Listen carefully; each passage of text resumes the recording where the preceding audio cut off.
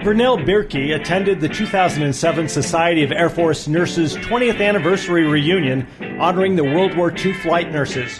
She took a few minutes away from the events and festivities to tell a few of her stories from the exciting days 65 years ago.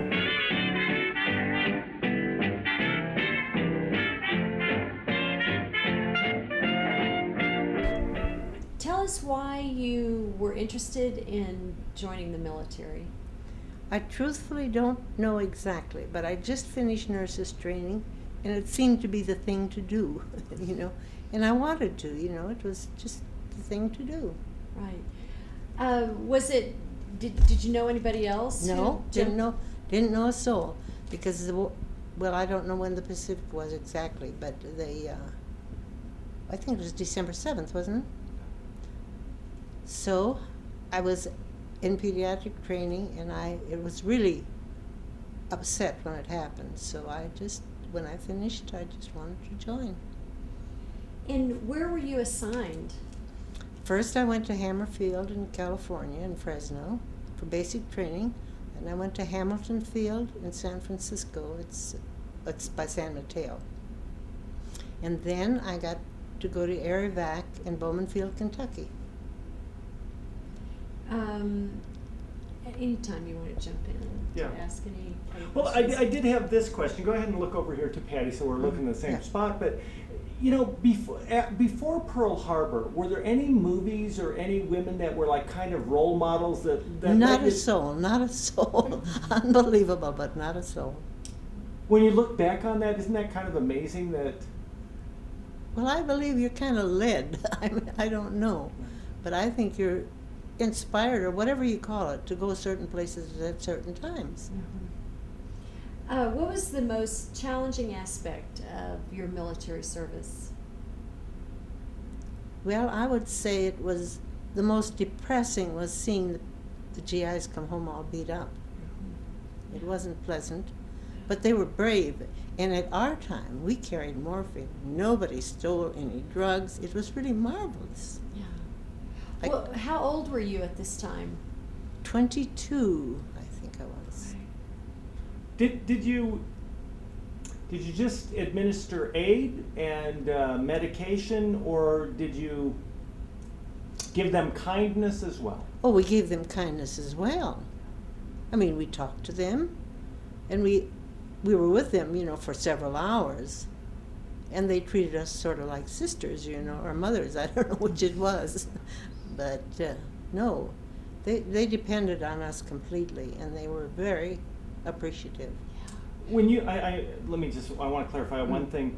Vernell, when you were saying you were with them for hours, based on your prior answer, it made me believe that you were part of transporting them. We were. Okay, was that by plane, by boat, by train? By plane. We were Air Evac.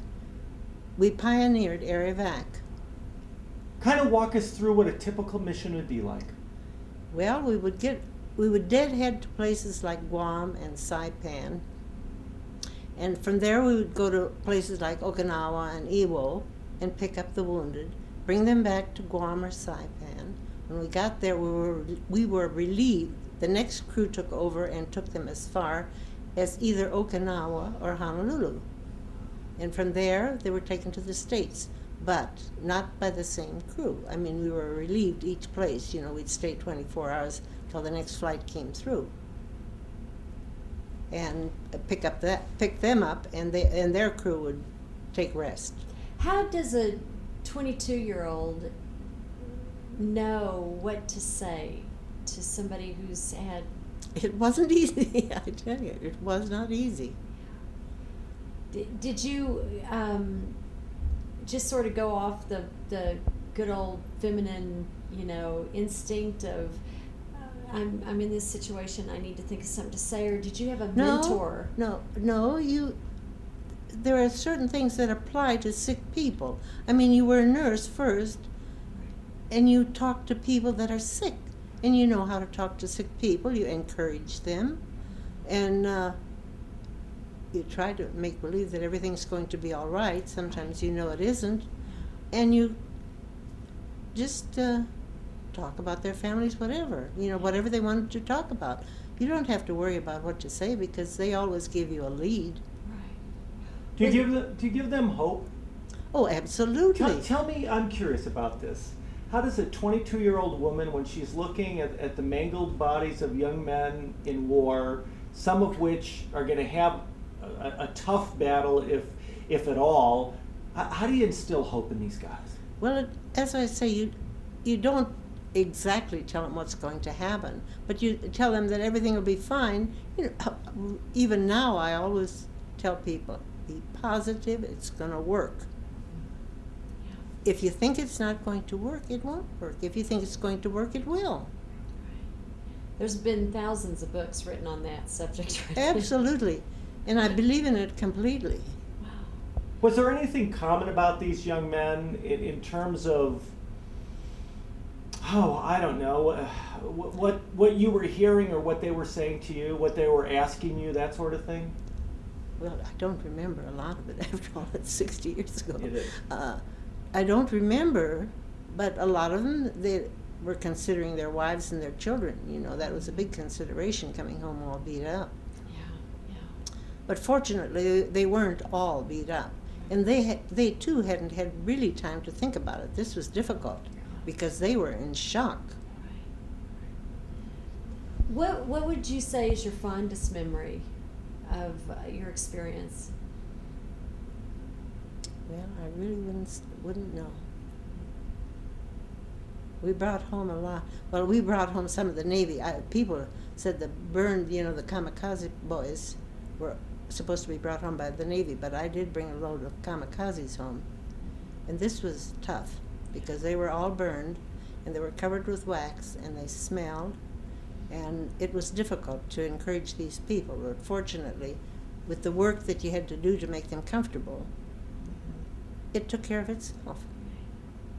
Did you stay in touch with anybody afterwards or hear back from them or have any kind of way that they could correspond with you? No, not most of them.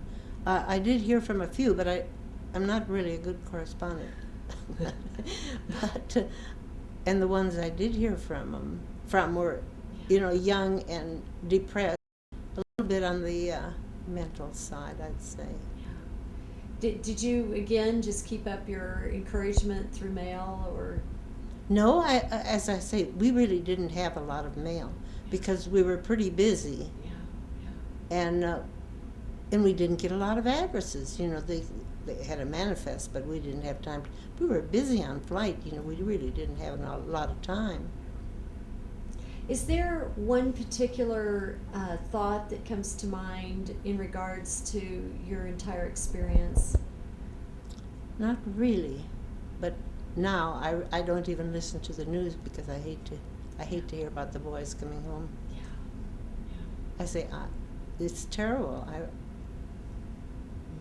Well, it's too close. It is. Yeah. Everyone talks about the boys and what they went through, but these days we would identify it as the possibility of nurses like you and other combat nurses having secondary post-traumatic stress disorder, just being traumatized by what you had to do. Did you ever give any thought to that? Never, and I haven't since, and I think it's inexcusable. I really do. I mean, do your job and do it nicely and well. Don't feel sorry for yourself, and don't identify too much with the sick and wounded. Well, the next question is, what is one thing you would want to share with today's military nurses? But maybe you just said it, huh? Well, just do your job. We weren't afraid. We just went ahead and did our work. And do a good job, because if you do a lousy job, it's not satisfactory at all. Okay. Did you have? Or Karen, did you think of anything? Anything along this? If anybody wants to throw in. Karen's got a question, I can tell.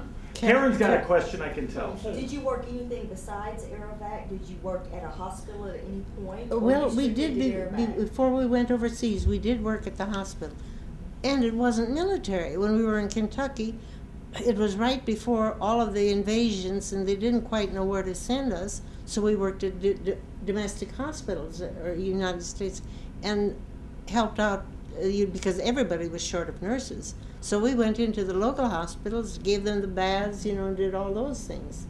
So that was very interesting. Was it harder to get your nursing degree back then than it is now? I don't think so. Okay.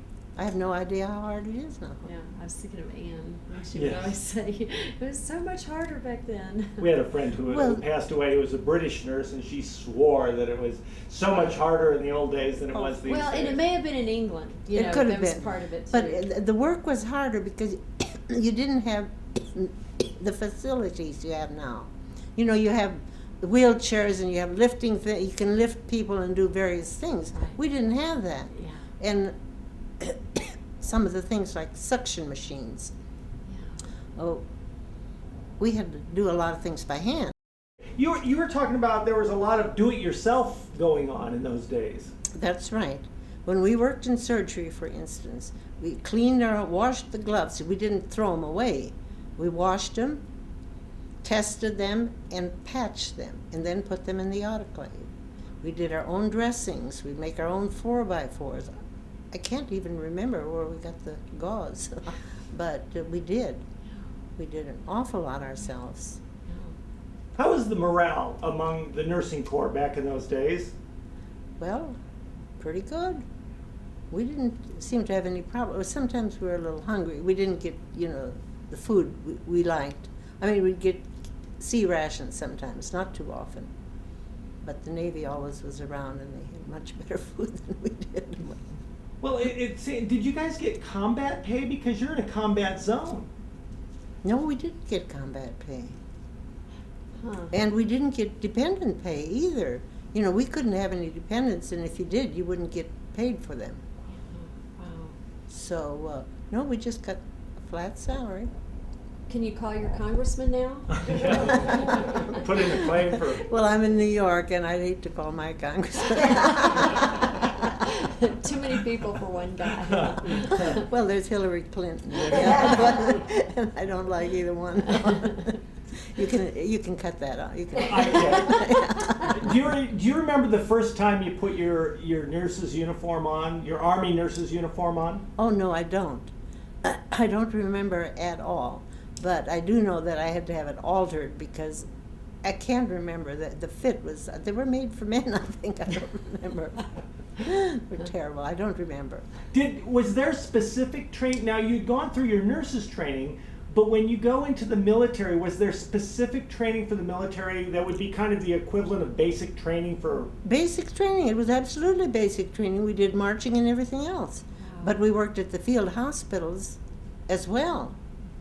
Well, now you got me curious because we have this vision of basic training with a staff sergeant yelling at That's me. right. Walk us through a typical day of basic training. Oh, God. I don't remember. We would get up in the morning, but we'd work on the wards as well, and we'd have to do our marching, especially at Bowman Field in Kentucky. We did an awful lot of marching. We went to bivouac. We did the obstacle course, and we jumped into the, they had mining or caves there in Kentucky, deep, and we'd have to jump from the tower into the water, 50 feet. I was scared to death. The fact is, I didn't dare jump, so the man took me down piggyback. There was lots of poison ivy. Oh yes, and after I went through bivouac, I got poison ivy all over. Jeez. What did they do about poison ivy back then? Oh, they didn't know what to do. But the basic thing was to soak in a tub of salt water or, Epsom salts that helped draw the poison out Right. and stop the itching. Oh, it was awful. Yeah. Did they give you any firearms training? We did. We had carbines and we had bows and arrows, believe it or not. We did that at target practice. And we learned how to drive the Jeep. Did you know how to drive before that? Yes, I did. Okay. But what were you going to do with bows and arrows? I don't know. I have no idea. But it was fun. Yeah. How long were you in the service? I was in 3 years, and when I got out, I did go back to nursing. I also went to school. I went to the university. We had the GI Bill. And from there, I went into with the airlines, and I became a flight attendant. And I did that for a long time, for 42 years. Wow. But I also worked at the hospital part-time because we'd have days off between flights. And I flew all over Europe and Egypt and all of those places.